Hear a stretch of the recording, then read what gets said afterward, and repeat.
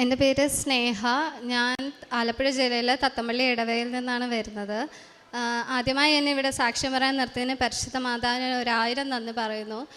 ഞാനൊരു നേഴ്സാണ്. അപ്പോൾ ഞാൻ ഇവിടെ ഉടമ്പടി എടുക്കാൻ എന്നെ ആദ്യം പ്രേരിപ്പിച്ചത് എൻ്റെ അമ്മയാണ്. അമ്മ എപ്പോഴും ഇവിടെ കൃപാസനത്തിൽ വന്ന് എപ്പോഴും പ്രാർത്ഥിക്കുന്നതാണ്. അപ്പം എനിക്കറിയത്തില്ല, ഇവിടെ വന്ന് ഇങ്ങനെ എല്ലാവർക്കും അനുഗ്രഹം കിട്ടുന്നുണ്ട്, എനിക്ക് കിട്ടുമോ ഇല്ലയോ അങ്ങനെയൊന്നും എനിക്ക് അറിയത്തില്ല. അപ്പം അമ്മയുടെ നിർബന്ധം കാരണം ഞാനിവിടെ 2021 മാർച്ച് 30 ഇവിടെ ആദ്യമായിട്ട് ഒന്ന് ഉടമ്പടി എടുത്തു. ആ ഉടമ്പടി എന്ന് പറഞ്ഞാൽ ഞാൻ ഒട്ടും പ്രാർത്ഥിച്ചൊരുങ്ങാതെയാണ് ഞാൻ ആ ഉടമ്പടി എടുക്കാൻ വന്നേ. ഞാനൊന്ന് കുമ്പസാരിക്കുകയോ ഒന്നും ചെയ്തില്ല. എന്നെ രാവിലെ എഴുന്നേൽപ്പിച്ച് ഇവിടെ കൊണ്ടുവന്ന് എന്നെ ഉടമ്പടി എടുക്കാൻ നിർത്തിയേക്കുക. അപ്പം ഞാനിങ്ങനെ ക്യൂവിലൊക്കെ നിന്ന് ഞാനങ്ങ് മേളിൽ പോയി അച്ഛൻ്റെ ധ്യാനമൊക്കെ കേൾക്കുക. അപ്പോൾ ഇടയ്ക്കെപ്പോഴൊക്കെയോ ഞാൻ ഉറങ്ങിപ്പോകുന്നുണ്ട്. പക്ഷേ എനിക്ക് എങ്ങനെയും IELTS പാസ്സാവണമല്ലോ. അപ്പോൾ ഇവിടെ വന്ന് ഉടമ്പടി എടുത്താൽ കിട്ടുമെന്ന് ഞാനിങ്ങനെ അമ്മ പറഞ്ഞ് അറിഞ്ഞതുകൊണ്ട് ഞാനിങ്ങനെ വന്നതാണ്. പക്ഷേ അതുകൊണ്ട് എൻ്റെ മാതാവ് ആ ഉടമ്പടി പാലിക്കാൻ എന്നെ അനുവദിച്ചില്ല. ഞാൻ രാവിലെ 5:30 എഴുന്നേറ്റ് പ്രാർത്ഥിക്കും. 5:30 പ്രാർത്ഥിക്കാൻ തുടങ്ങുമ്പോൾ തലകറങ്ങി താഴ്ത്ത് വീഴും. എന്ന് പറഞ്ഞാൽ കണ്ണിൽ മൊത്തം ഇരുട്ട് കയറിയിട്ട് വിറയ്ക്കുക, തലകറങ്ങി താഴ്ത്ത് വീഴും. അപ്പം വീട്ടിലെല്ലാവരും എഴുന്നേറ്റ് വരുമ്പം ഞാൻ ആ ഹോളിൽ കിടന്ന് ഉറങ്ങുമായിരിക്കും. പിറ്റേ ദിവസവും 5:30 എഴുന്നേക്കും, ഞാൻ ഉടമ്പടി പ്രാർത്ഥനയ്ക്ക് എഴുന്നേക്കും. പക്ഷെ ഞാൻ തലകറങ്ങി താഴ്ത്തി വീഴും. അങ്ങനെ മാതാവിന് പോലും ഇഷ്ടപ്പെട്ടില്ല ഞാൻ അങ്ങനെ വന്ന് ഒരുങ്ങാതെ വന്ന് ഉടമ്പടി എടുത്തിട്ട്. അങ്ങനെ ഞാൻ എങ്ങനെയോ ആ ഉടമ്പടി അതങ്ങ് പാലിക്കാതെ പോയി. അപ്പം എൻ്റെ കഴിവിനെ ഞാൻ ഒത്തിരി വിശ്വസിക്കുമായിരുന്നു. കാരണം എനിക്ക് സ്പീക്കിങ് നന്നായി പറയാൻ പറ്റും, അങ്ങനെയൊക്കെ എനിക്ക് ഇച്ചിരി അഹങ്കാരമൊക്കെ ഉണ്ടായിരുന്നു. അപ്പം ഞാൻ IELTS അങ്ങ് പഠിക്കുക. അപ്പം എല്ലാവരും പറയുന്നുണ്ട് നേഴ്സല്ലേ OET പഠിക്കുക.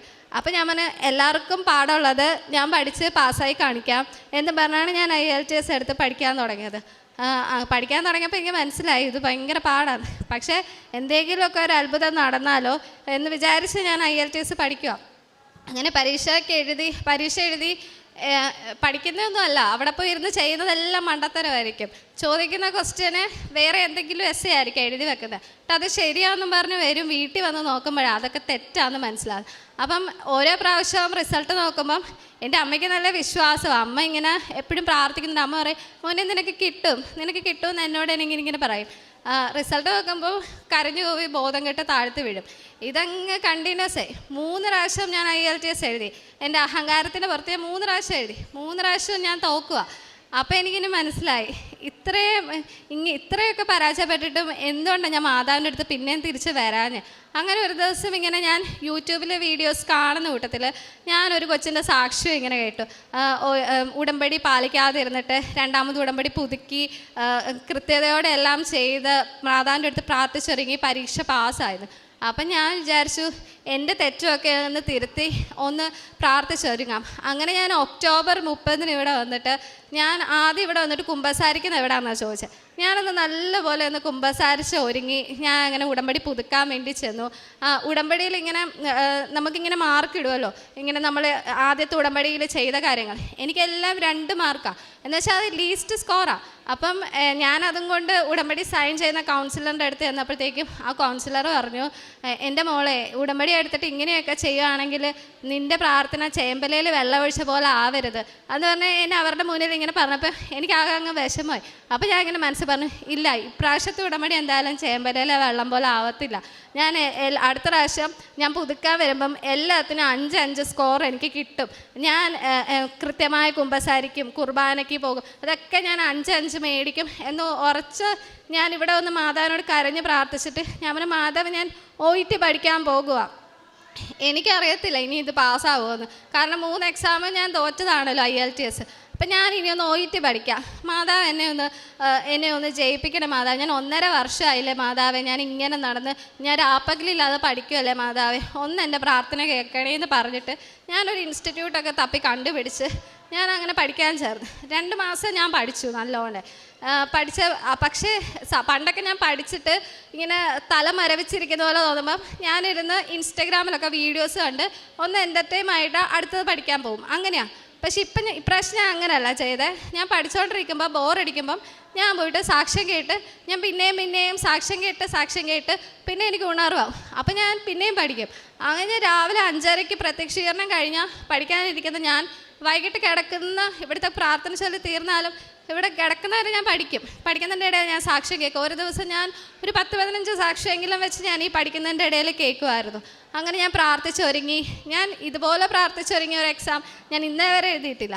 ഞാനങ്ങനെ പ്രാർത്ഥിച്ചൊരുങ്ങി ഞാൻ ഇവിടെ വന്ന് ഹോൾ ടിക്കറ്റ് ഞാൻ വെഞ്ചരിച്ചപ്പം എനിക്ക് അച്ഛനെ കാണാൻ പറ്റി. അച്ഛനെ കാണാൻ വന്നപ്പം ഒരു ചേച്ചി 14 പ്രാവശ്യം OET എഴുതി പാസ്സാവാതെ നിന്നിട്ട് ഇവിടെ അച്ഛനെ കാണാൻ വന്നതുകൊണ്ടായിരുന്നു. അപ്പം ഞാനത് ആ ചേച്ചി പറയുന്ന കേട്ടപ്പോൾ എനിക്കങ്ങ് കരച്ചിൽ വന്നു. ആ ചേച്ചി ഇങ്ങനെ വിങ്ങി പൊട്ടി അച്ഛനോട് ഇങ്ങനെ കഥകൾ പറയാം. അപ്പം എനിക്കങ്ങ് വിഷമം വന്നിട്ട് ഞാൻ എനിക്ക് വേണ്ടി പ്രാർത്ഥിക്കാതെ ആ ചേച്ചിക്ക് പ്രാർത്ഥിച്ചു. കാരണം ഞാനും ആ ചേച്ചി ഒരേ ഡേറ്റാണ് എടുത്തേക്കുന്നത്, December 2. അത് മാതാവിനോട് പ്രാർത്ഥിച്ച് ഞാൻ എടുത്ത ഡേറ്റ്. അപ്പം ഞാൻ പറഞ്ഞു, മാതാവേ ഇനി ആ ചേച്ചീനെ ഒന്ന് പരീക്ഷയ്ക്ക്, ഇനി ആ ചേച്ചീനെ 15ാമത്തെ വട്ടം ഇനി എഴുതിപ്പിക്കല്ലേ മാതാവേ എന്ന് ഞാൻ ഇവിടെ മുട്ടുകുത്തിയിരുന്ന ആ ചേച്ചിക്ക് വേണ്ടിയാണ് ഞാൻ പ്രാർത്ഥിച്ചത്. അച്ഛൻ്റെ അടുത്ത് വന്ന് പ്രാർത്ഥിച്ച് അച്ഛനേക്ക് കാശ് രൂപമൊക്കെ വന്നിട്ട് പറഞ്ഞു, പോയി രക്ഷപ്പെടും മക്കളെ എന്ന് പറഞ്ഞു. അപ്പം ഞാൻ അമ്മയോട് പോയി ഇങ്ങനെ പറഞ്ഞു, അമ്മേ അച്ഛൻ തലയിൽ കൈവച്ചൊക്കെ പ്രാർത്ഥിച്ചിട്ടുണ്ട്. അപ്പം അമ്മ ചോദിച്ചു, മോനെ അച്ഛൻ പറഞ്ഞോ സാക്ഷ്യം പറയാൻ വരണമെന്ന് പറഞ്ഞോ എന്ന് ചോദിച്ചു. ഞാൻ പറഞ്ഞില്ല, അങ്ങനെയൊന്നും പറഞ്ഞില്ല, പോയി രക്ഷപ്പെടാൻ പറഞ്ഞതാ. അമ്മ പറഞ്ഞു, അത് മതിയല്ലോ, അച്ഛൻ രക്ഷപ്പെടാൻ പറഞ്ഞെങ്കിൽ പിന്നെ എന്നാ, നമുക്ക് പരീക്ഷയ്ക്ക് മാതാവിനെ വിളിച്ചുകൊണ്ട് പോകാം, മാതാവ് വരുമെന്ന് പറഞ്ഞു. അപ്പം ഞങ്ങളുടെ വീട്ടിൽ ഞാൻ എപ്പോഴും പ്രത്യക്ഷീകരണം ഇങ്ങനെ കാണാതെ പഠിച്ച് അമ്മയെ കൊണ്ട് പഠിപ്പിക്കുമായിരുന്നു. കാരണം എപ്പോഴും അത് ചൊല്ലിക്കൊണ്ട് നടക്കാൻ വേണ്ടി അത് ഞാൻ ഈ വിശ്വാസ പ്രമാണം പോലെ കാണാതെ പഠിച്ചിട്ടുണ്ട്. അപ്പോൾ എനിക്കിങ്ങനെ പഠിക്കുന്നതുകൊണ്ട് പെട്ടെന്ന് കാണാതെ പഠിക്കാൻ പറ്റും. അപ്പോൾ അമ്മയ്ക്ക് അത് പറ്റത്തില്ല. അപ്പോൾ അപ്പനെ ഞാനിങ്ങനെ ഓരോ പണിഷ്മെൻറ്റ് കൊടുത്ത് ഇങ്ങനെ പ്രാർത്ഥിച്ചാൽ മാതാവ് കേൾക്കത്തില്ല, മൊത്തം കാണാതെ ചൊല്ല. അങ്ങനെ അമ്മേനെ വഴക്ക് പറയിപ്പിച്ച് ഞാൻ പ്രത്യക്ഷീകരണം അമ്മേനെ കൊണ്ടും കാണാതെ പഠിപ്പിച്ചു, ഞാനും പഠിച്ചു. അപ്പം ഞങ്ങൾ നടക്കുന്ന വഴി ഇരിക്കുന്ന വഴിയൊക്കെ ഈ പ്രത്യക്ഷീകരണം മാത്രമേ ചൊല്ലാറുള്ളൂ. അപ്പം പരീക്ഷയ്ക്ക് പോകുമ്പോൾ ഞാൻ മാതാവിനെ വിളിച്ച് പ്രാർത്ഥിച്ചിട്ട് ഞാനൊന്നും പഠിക്കുന്നില്ല, ഞാൻ പ്രത്യക്ഷീകരണം മാത്രം ചൊല്ലിക്കോളാന്ന് പറഞ്ഞ് ഞാൻ കയ്യിൽ ഈ കാശുരൂപവും പിടിച്ച് പ്രത്യക്ഷീകരണം ചൊല്ലി എനിക്ക് മൂവാറ്റുപുഴയിലെ എക്സാം, ഞാൻ അവിടെ വരെ പ്രത്യക്ഷീകരണം ചൊല്ലിപ്പോയി. അവിടെ ചെന്ന് ഞങ്ങൾ ആ എക്സാം സെൻറ്ററിന് ചുറ്റും നടന്ന് പ്രാർത്ഥിച്ച് ഞാൻ കുറേ സാക്ഷ്യത്തെ കേട്ടിട്ടുണ്ട്. എക്സാം സെൻറ്ററിൽ ഉപ്പിട്ട് പ്രാർത്ഥിച്ചിട്ട് പിന്നെ ഇനി എക്സാമിൽ സെൻറ്ററിൽ വരത്തരുതേ, എന്നെ എക്സാം പാസ്സാക്കണമെന്ന് പറഞ്ഞ് പോയവരൊക്കെ പാസ്സായിട്ടുണ്ട്. അപ്പം ഞാനും അതേപോലെ വിശ്വസിച്ച് എക്സാം സെൻറ്ററിന് ചുറ്റും ഞാൻ ഉപ്പ് വിതറി. അപ്പം ഞാൻ അമ്മയോട് പറഞ്ഞു, അമ്മ എനിക്ക് ഏറ്റവും പാടുള്ള പരീക്ഷയാണ് 3 ഇതെന്ന് പറയുന്നത്, ലിസണിങ്, റീഡിങ്, റൈറ്റിങ്. അപ്പം അമ്മ ഓരോ മണിക്കൂറും പ്രത്യക്ഷീകരണം ചൊല്ലിയിട്ട് അമ്മ എനിക്ക് വേണ്ടി ഉപ്പ് കഴിക്കണേ അമ്മയെന്ന് ഞാൻ പറഞ്ഞിട്ടാണ് ഞാൻ എക്സാം ഹാളിൽ കയറിയതും. അപ്പം ഇവർ സെർച്ച് ചെയ്യുമല്ലോ നമ്മുടെ കയ്യിൽ എന്തെങ്കിലുമൊക്കെ ഉണ്ടോയെന്നറിയാം. അപ്പം ഞാൻ എൻ്റെ കട്ടറിനകത്ത് ഇവിടുത്തെ ഉപ്പ് ഞാൻ കട്ടറിൽ ഒളിപ്പിച്ച് വെച്ചായിരുന്നു. കാരണം എക്സാം ഹാളിൽ ഇരിക്കുമ്പം എനിക്ക് പേപ്പറിലൊക്കെ ഉപ്പ് എഴുതാനാണ് എനിക്ക് വിശ്വാസമാണ് മാതാവിനെ രക്ഷിക്കും. അങ്ങനെ ഞാൻ പോയിരുന്നു. അപ്പം ലിസണിങ് എനിക്ക് ഏറ്റവും എളുപ്പമാണ്. കാരണം എനിക്കെപ്പോഴും ലിസണിങ് വീട്ടിൽ ചെയ്യുമ്പോൾ നല്ല മാർക്ക് കിട്ടാറുണ്ട്. അപ്പം ഞാനങ്ങ് സന്തോഷത്തോടെ ലിസണിങ് എക്സാം എഴുതാൻ തുടങ്ങി. ഞാൻ എല്ലാം കേട്ടു. എനിക്ക് 1 തൊട്ട് 24 വരെ ഫിൽ ഇൻ ദ ബ്ലാങ്ക്സാണ്. ആ 24 ഫിൽ ഇൻ ദ ബ്ലാങ്ക്സും എനിക്ക് കേൾക്കാൻ പറ്റി. അപ്പം ഞാൻ സന്തോഷിച്ചു. പക്ഷേ തൊട്ടടുത്തുള്ള ആൻസർ വിട്ടു പോകാതിരിക്കാൻ എല്ലാം ഷോർട്ട് ഫോമാണ് എഴുതിയേക്കുന്നത്. കാരണം അവസാനം 2 മിനിറ്റ് അവർ തരുമല്ലോ, അത് തൂത്തിട്ട് നമുക്ക് വൃത്തിയായിട്ട് സ്പെല്ലിംഗ് മിസ്റ്റേക്ക് ഇല്ലാതൊക്കെ എഴുതാം. ആ ഒരു ചിന്തയിൽ ഞാൻ എല്ലാം ഷോർട്ട് ഫോം എഴുതി. കാരണം ഒരു ആൻസർ പോലും വിടരുത്. അങ്ങനെ ഞാൻ എല്ലാം എഴുതി. പിന്നെ ബാക്കി 20 ക്വസ്റ്റ്യൻ ബബിൾ ചെയ്യണം. അപ്പോൾ ബബിൾ ചെയ്യാൻ വേണ്ടി ഇരിക്കുമ്പം ഫുൾ ബബിൾ ചെയ്താൽ മാത്രമേ നമുക്ക് കമ്പ്യൂട്ടർ വാലുവേഷൻ നമുക്ക് അപ്രൂവ് ആവത്തുള്ളൂ. അപ്പം ഞാൻ 34 ഇത് ആൻസർ കറക്റ്റ് ആയിരിക്കാം. അപ്പം ഞാൻ പകുതി ബബിൾ ചെയ്തിട്ട് അടുത്തതിലേക്ക് പോകും. കാരണം ഒന്നും വിടരില്ലെന്നുള്ള ഒരു ആഗ്രഹം കൊണ്ട്. അങ്ങനെ 2 മിനിറ്റിൽ ഞാൻ തൂത്ത് തുടച്ചെല്ലാം എഴുതി വന്നപ്പം സമയം കഴിഞ്ഞപ്പോൾ അവരെന്നെ നിന്ന് പേപ്പർ മേടിച്ചിട്ടുണ്ടായി. ബാക്കി 12 ക്വസ്റ്റ്യൻസ് ഷോർട്ട് ഫോം എഴുതിയത് വായിക്കാനും പറ്റിയില്ല, പുറകിൽ എഴുതിയിരിക്കുന്നത് ബബിളിക്ക് കറപ്പിക്കാനും പറ്റിയില്ല ഒന്നും കൂടെ. അപ്പം എനിക്ക് ഉറപ്പായി വല്ല 12 മാർക്ക് വല്ലതും കിട്ടുമായിരിക്കും. 42ൽ 30 വേണം എനിക്ക് B കിട്ടാൻ. അപ്പം ഞാൻ ഇങ്ങനെ സാധാരണ എക്സാമുകളൊക്കെ എഴുതുമ്പം ആദ്യത്തെ എക്സാം കൊളയായി പോയാൽ ഞാനിരുന്ന് അങ്ങ് കരയും, അങ്ങ് വെപ്രാളപ്പെടും. പിന്നെ എഴുതുന്നതെല്ലാം തെറ്റായിരിക്കും. അപ്പം ഞാനിങ്ങനെ വെപ്രാളപ്പെടാൻ വേണ്ടി ഇങ്ങനെ വന്നപ്പോഴത്തേക്ക് എന്നോട് മനസ്സിരുന്ന് ആരാ പറയാം, എന്തിനാ പേടിക്കുന്നത്, മാതാവുണ്ടല്ലോ, ഞാൻ അടുത്ത എക്സാം അടുത്ത എക്സാം പേടിക്കണ്ട, ഞാനില്ലേ കൂടെ എന്ന് ആരും ഇങ്ങനെ ഇരുന്ന് പറഞ്ഞുകൊണ്ടിരിക്കുക. അപ്പം ഞാനോർത്ത് ശരിയാ, ഞാൻ എന്തിനാ പേടിക്കുന്നത്, അയാൾ പേപ്പർ മേടിച്ചുകൊണ്ട് വേണേ പോട്ടെ, അടുത്ത റീഡിംഗ് അല്ലേ, 15 മിനിറ്റിൽ 20 ക്വസ്റ്റ്യൻ എഴുതണം. ഇന്നേ വരെ ഞാൻ 15 മിനിറ്റിൽ 20 ക്വസ്റ്റ്യൻ്റെ ആൻസർ 4 പാസേജിൽ നിന്ന് കണ്ടുപിടിച്ചിട്ടില്ല. എപ്പോഴും എനിക്ക് സമയം ഇനിയും എക്സ്ട്രാ വേണം. അപ്പോൾ ഒരു പേപ്പർ കൊണ്ടു. അപ്പം ഞാനിങ്ങനെ പ്രാർത്ഥിച്ച്, മാതാവേ വരുന്നത് എന്ത് പാടാണേലും എനിക്ക് പറഞ്ഞു തരണേ, എനിക്കൊന്നും അറിയത്തില്ല റീഡിങ്. അപ്പം റീഡിങ് എപ്പോഴും ടഫാണ് എല്ലാവർക്കും വരാറ്. അപ്പം അങ്ങനെ വന്നു. അപ്പം ഞാൻ 20 ക്വസ്റ്റ്യൻ 7 മിനിറ്റ് ഞാൻ കംപ്ലീറ്റ് ചെയ്തു. എങ്ങനെ കംപ്ലീറ്റ് ചെയ്തതെന്ന് എനിക്കറിയത്തില്ല. ഞാൻ നോക്കുന്നിടത്ത് എനിക്ക് ആൻസർ മാതാവ് കാണിച്ചു തരുന്നുണ്ട്. ഞാൻ ഒന്നിൻ്റെ ആൻസർ എന്ന് പറഞ്ഞിട്ട് ക്വസ്റ്റ്യൻ മനസ്സിലാവില്ല. പെട്ടെന്ന് നോക്കുമ്പം ഒന്നിൻ്റെ ആൻസർ ഇതാണെന്ന് ആരോ എനിക്ക് പറഞ്ഞു തരാം. Fill in the blanks. ഞാൻ പെട്ടെന്ന് അത് എഴുതുക. ഹാൻഡ് റൈറ്റിംഗ് ഒന്നും നോക്കുന്നില്ല. റണ്ണിങ് ലെറ്റേഴ്സിൽ അങ്ങ് എഴുതി പോവുക. 7 മിനിറ്റ് കഴിഞ്ഞു. രണ്ടാമത്തെ ക്രോസ് ചെക്ക് ചെയ്യാൻ കിട്ടി. പിന്നെ ബി പാർട്ടും ABC എന്തൊക്കെയോ ഞാൻ കർപ്പിക്കുന്നുണ്ട്. എനിക്കതൊന്നും വായിച്ചിട്ട് മനസ്സിലാവുന്ന പോലും ഇല്ല. അങ്ങനെ അതെല്ലാം കഴിഞ്ഞ് റൈറ്റിങ് തുടങ്ങിയപ്പം ആകെ 45 മിനിറ്റേ ഉള്ളൂ. അതിൽ 15 മിനിറ്റ് ഞാൻ ചിന്തിക്കുക, ക്വസ്റ്റ്യൻ എന്താണെന്ന് എനിക്ക് മനസ്സിലാവുന്നില്ല, എന്ത് ലെറ്ററാണെന്ന് എനിക്ക് മനസ്സിലാവുന്നില്ല. എല്ലാവരും എഴുതി. ഇനിയപ്പോൾ അവിടെ അനൗൺസ്മെൻറ്റ് വന്നു, ഇനി 15 മിനിറ്റും കൂടെ ബാക്കിയുള്ളൂ. അപ്പം ഞാൻ മാതാവിനോട് എന്തെങ്കിലും എനിക്ക് ഈ പേപ്പറിൽ എഴുതാനൊന്ന് പറഞ്ഞു താ മാതാവേ, ലെറ്റർ ഞാൻ എന്തെങ്കിലും എഴുതിക്കോട്ടെ. അപ്പോൾ 300 വേർഡ്സ് എനിക്ക് എഴുതണം. അപ്പം ഞാൻ സാധാരണ ഞാൻ വീട്ടിൽ പ്രാക്ടീസ് ചെയ്യുമ്പം എനിക്ക് ഏറ്റവും കോൺഫിഡൻസ് ഉള്ളത് റൈറ്റിങ്ങാണ്. ഞാൻ നന്നായിട്ട് എഴുതാറുണ്ടെന്ന് ഇങ്ങനെ പറഞ്ഞു കേൾക്കാറുണ്ട് എൻ്റെ ട്യൂട്ടേഴ്സ്. അപ്പം ഞാൻ ആ ഒരു സന്തോഷത്തിലാണ് തുടങ്ങിയത്. പക്ഷേ എനിക്ക് പെൻസിൽ എനിക്ക് നീങ്ങുന്നില്ല എഴുതാനായിട്ട്. അപ്പം ഞാനിങ്ങനെ പ്രാർത്ഥിച്ചപ്പോൾ എനിക്ക് എന്തൊക്കെയോ പറഞ്ഞു, എന്തോ ഞാൻ എഴുതി. പക്ഷേ അതൊന്നും ശരിയാണെന്ന് അറിയില്ല. വെറും 1/2 പേജ് മാത്രമേ ഞാൻ എഴുതിയുള്ളൂ. ബാക്കി ഇപ്പുറത്തെ പേജ് വെറുതെ കൊടുക്കണ്ടേന്ന് വിചാരിച്ചിട്ട് ചുമ്മാ അവിടെ യുവേഴ്സ് ഫെയ്ത്ത്ഫുള്ളി താങ്ക് യു എന്നൊക്കെ പറഞ്ഞിട്ട് തന്ന അഡ്രസ്സൊക്കെ തന്നെ അങ്ങ് എഴുതുക, രജിസ്റ്റേർഡ് നേഴ്സ് എന്നൊക്കെ പറഞ്ഞിട്ട്. എന്നിട്ട് ഞാനങ്ങ് വിഷമിച്ച് കൊടുത്ത്. അപ്പം ഇനി എനിക്ക് സ്പീക്കിങ് 4:30 ടൈം കിട്ടിയേക്കുന്നത്. ആ 4:30 വരെ ഞാൻ 1 മണിക്ക് എക്സാം കഴിഞ്ഞാൽ 4:30 വരെ ഹാളിൽ വെയിറ്റ് ചെയ്തിരിക്കണം നമ്മുടെ പേര് വിളിക്കുന്നത് വരെ. അപ്പം ആ സമയത്ത് പിള്ളേരൊക്കെ ഇങ്ങനെ പറയുന്നുണ്ട് ആൻസർ അങ്ങനെയല്ലേ, ലെറ്റർ എഴുതിയത് ഇങ്ങനെയല്ലേ. അപ്പം ഞാനിങ്ങനെ ഓർക്കുക, ദൈവമേ ഇതൊന്നുമല്ല ഞാൻ എഴുതിയത്, എനിക്ക് അറിയാൻ മേല ഞാൻ എഴുതിയതൊക്കെ ശരിയാണോ എന്ന് എനിക്കറിയത്തില്ല, ഞാൻ ഇനി എന്ത് ചെയ്യും. അപ്പം ഞാൻ ഇങ്ങനെ മനസ്സ് വിചാരിച്ചു, സാരമില്ല മാതാവ് നോക്കിക്കോളൂ. ലിസണിങ്ങിനെ പറ്റി എനിക്ക് ആലോചിക്കാൻ കാരണം എന്തെങ്കിലും എഴുതിയാലല്ലേ ജയിക്കത്തുള്ളൂ.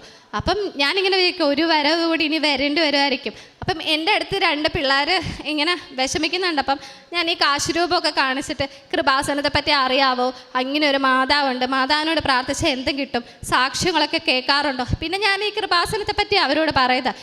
ആ ബാക്കിയുള്ള 3 മണിക്കൂർ ഇങ്ങനെ എല്ലാവരും ഡിസ്കഷനാണ്, സ്പീക്കിങ്ങിനൊക്കെ. ഞങ്ങൾക്ക് പറയാനൊന്നും ഇല്ലാത്തതുകൊണ്ട് ഞങ്ങളിങ്ങനെ ആദ്യമായിട്ട് കാണുമല്ലേ. ഞാൻ കൃപാസനത്തെ പറ്റിയായി പറയുന്നത് മൊത്തം.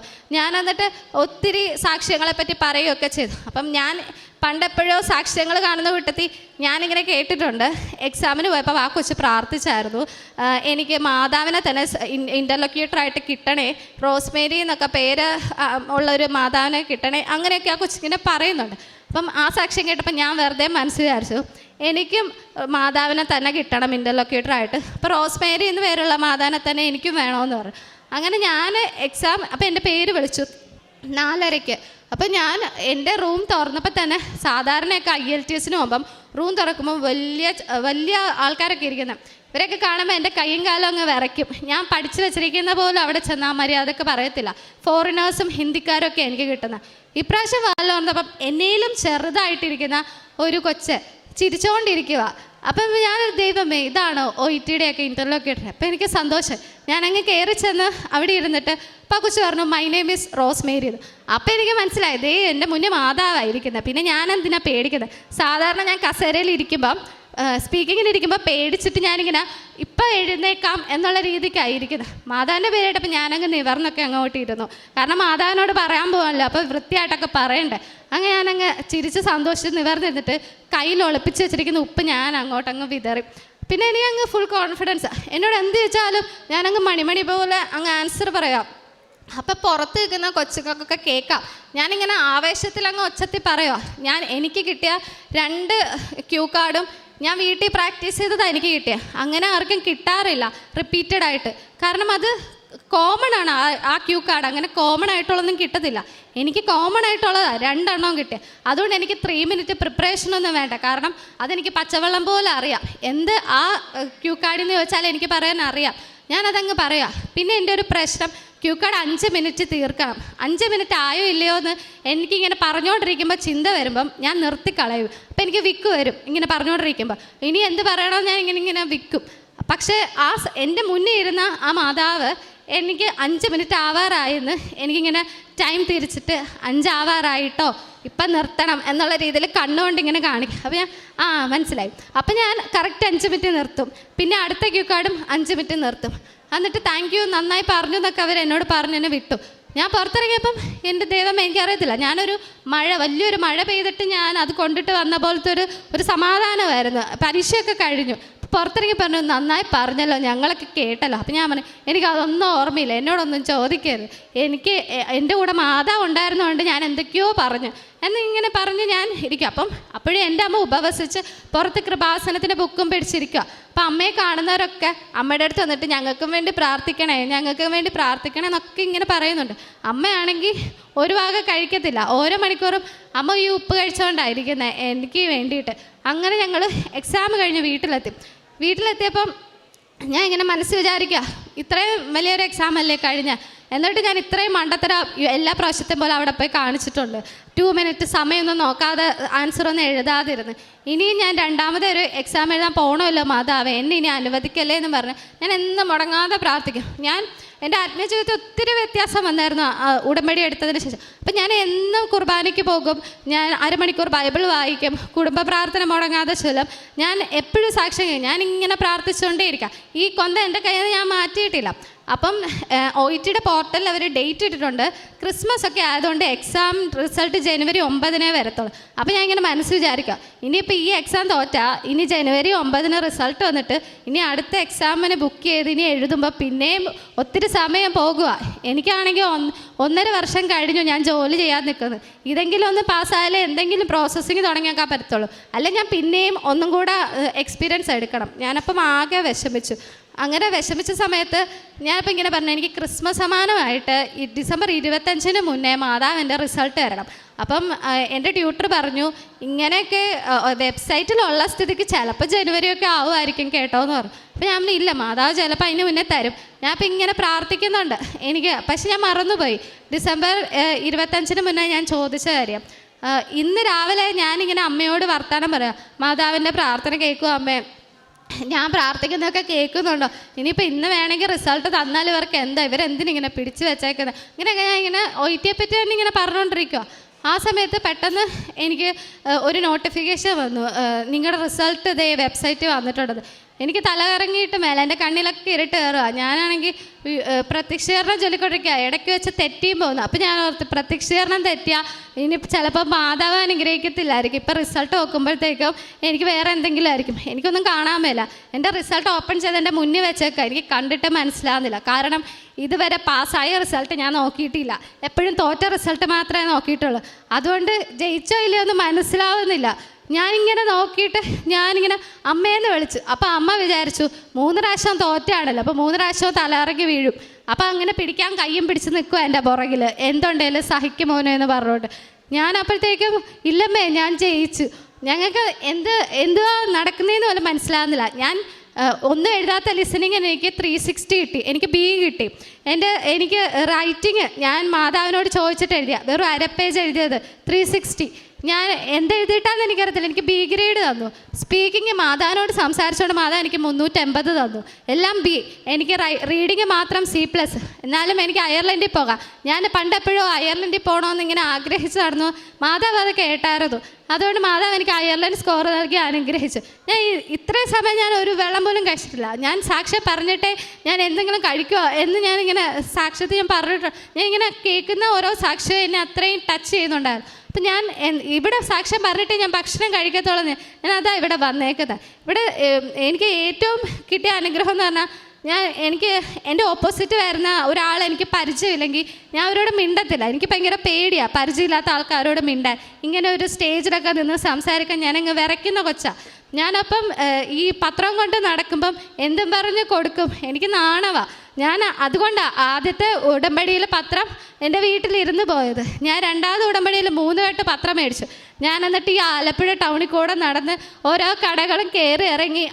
എനിക്ക് ആ സമയത്ത് നാണമൊന്നുമില്ല. ഞാൻ ഓടി നടന്ന് പത്രം കൊടുത്തിട്ട് പറഞ്ഞു, ഇത് വെച്ച് പ്രാർത്ഥിക്കണം, കൃപാസന അമ്മ കൂടെ വരും. ഓട്ടോ ചേട്ടന്മാരുടെ കൈ കൊടുത്തിട്ട് പറയും, ഇത് വണ്ടിയിലൊക്കെ വെക്കണം, അപകടമൊന്നും ഉണ്ടാകത്തില്ല.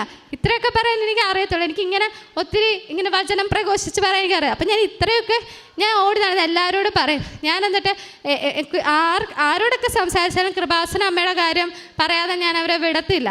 അങ്ങനെ ഇത്രയേറെ ഞാൻ ദൈവത്തോട് അടുത്തതുകൊണ്ട് എനിക്ക് മാതാവ് ഇത്രയും വലിയൊരു റിസൾട്ട് നൽകി അനുഗ്രഹിച്ചു. രണ്ടാമത്തെ കാര്യം, ഞാനെപ്പോഴും ഒരു ഫോൺ അഡിക്റ്റാണ്. രാത്രി ഉറങ്ങുന്നതിന് മുന്നേ ഫോൺ ഇങ്ങനെ നോക്കി 1 മണി 2 മണി ആകുമ്പോഴത്തേക്കും നിർത്തും. എന്താണ് എനിക്കും അറിയത്തില്ല, എന്തൊക്കെയോ ഡാൻസും പാട്ടും ഇതൊക്കെ തന്നെ. പക്ഷേ ഞാൻ ഇപ്പോൾ ഫോൺ തുറക്കുന്നത് സാക്ഷ്യം കേൾക്കാൻ മാത്രമാണ്. എൻ്റെ ഫോൺ എന്നെ ആരെങ്കിലും വിളിച്ചാൽ പോലും ഞാനിപ്പോൾ അറിയാറില്ല. കാരണം എനിക്ക് സാക്ഷ്യം പറയാൻ കേൾക്കാൻ വേണ്ടി മാത്രമായിട്ടാണ് ഇപ്പോൾ ആ ഫോൺ ഞാൻ ഉപയോഗിക്കുന്നത്. അല്ലാതെ എനിക്കിപ്പോൾ ഒരു സോഷ്യൽ മീഡിയയിൽ ഒരു അക്കൗണ്ട് അതൊന്നും എനിക്കതൊന്നും ഇപ്പം എനിക്ക് എന്താ പറയുക, മാതാവ് തന്ന ആ ഒരു അരൂപിൽ എനിക്കിപ്പോൾ അതൊന്നും എനിക്ക് ഏൽക്കുന്നില്ല. ഇപ്പം എനിക്ക് എപ്പോൾ കിട്ടിയാലും എനിക്കിപ്പോൾ പ്രാർത്ഥിക്കണം, ബൈബിൾ വായിക്കണം. ബൈബിൾ വായിക്കാതെ ഉറങ്ങിയാൽ എന്തോ തെറ്റ് ചെയ്ത പോലെയാണ്. ഞാൻ ഇന്നലെ രാത്രിയും ബൈബിള് വായിക്കാൻ ഇങ്ങനെ ഒത്തിരി ലേറ്റായി. പക്ഷെ ഞാൻ ഇല്ല, മാതാവിൻ്റെ അമ്മയോട് പ്രാർത്ഥിച്ചിട്ടുള്ളതല്ലേ, ഉടമ്പടി എടുത്തല്ലേ, അപ്പോൾ ബൈബിള് വായിക്കാതെ ഉറങ്ങാം. ഞാൻ 12:30 1 മണി വരെ ബൈബിള് വായിച്ചു. എന്നിട്ട് ഞാൻ ഉറങ്ങിയത്. അപ്പം എനിക്ക് ഇവിടെ വന്ന് ഉടമ്പടി എടുത്ത ഈ അനുഗ്രഹം എനിക്ക് എല്ലാവരോടും പറയണത്. ഈ അച്ഛൻ എന്നോട് പറഞ്ഞു, നിങ്ങൾ ഫ്ലൈറ്റ് ടിക്കറ്റൊക്കെ ബുക്ക് ചെയ്തിട്ട് പറഞ്ഞു. പക്ഷേ എനിക്ക് അത്ര വരെ വെയിറ്റ് ചെയ്യാൻ വയ്യ. അതുകൊണ്ടാണ് ഞാനിവിടെ വന്ന് ഇത് പറയുന്നത്. എനിക്ക് ഇത്രയും അനുഗ്രഹം തന്ന മാതാവിന് ഞാൻ 1000 നന്ദി പറയും. കാരുണ്യ പ്രവർത്തികളായിട്ട് ഞാൻ വഴിയരികിൽ നിൽക്കുന്ന അപ്പച്ചമാർക്ക് എൻ്റെ കയ്യിലുള്ള എത്ര രൂപയാണ് ഞാൻ അവർക്ക് പൈസ കൊടുത്തായിരിക്കും. അപ്പം അവർ ചിലപ്പോഴൊക്കെ നമ്മൾ 50 രൂപ 100 രൂപയൊക്കെ കൊടുക്കുമ്പോൾ അവർ പറയും, ഇത്രയും പൈസ എനിക്ക് എന്തിനാ എനിക്കറിയത്തില്ല എങ്ങനെ കാരുണ്യ പ്രവർത്തനം ചെയ്യണമെന്ന് എനിക്ക്. അപ്പം ഞാൻ എൻ്റെ കയ്യിലുള്ള പൈസ ഞാൻ ഇവർക്ക് ഇങ്ങനെ കൊടുക്കുകയോ, പിന്നെ ഞാൻ എല്ലാ മാസത്തെയും പത്രം ഇവിടുന്ന് മേടിച്ച് വിതരണം ചെയ്യുകയും ഇങ്ങനെയൊക്കെ പിന്നെ ഞാൻ അനാഥാലയത്തിൽ ആ മാസത്തിൽ ഒരിക്കലും അമ്മയായിട്ട് പോയി അരിയൊക്കെ കൊടുക്കുക. മീൻസ് അമ്മയായിരിക്കും കൂടുതലും ഇതിനൊക്കെ മുൻകൈ എടുക്കുന്നത്. ഞാൻ അമ്മയുടെ അതിൻ്റെ കൂടെ പോവാറുണ്ട്. ഇങ്ങനെയൊക്കെയാണ് ഞാൻ എൻ്റെ കാരുണ്യ പ്രവർത്തികളൊക്കെ ചെയ്യുക.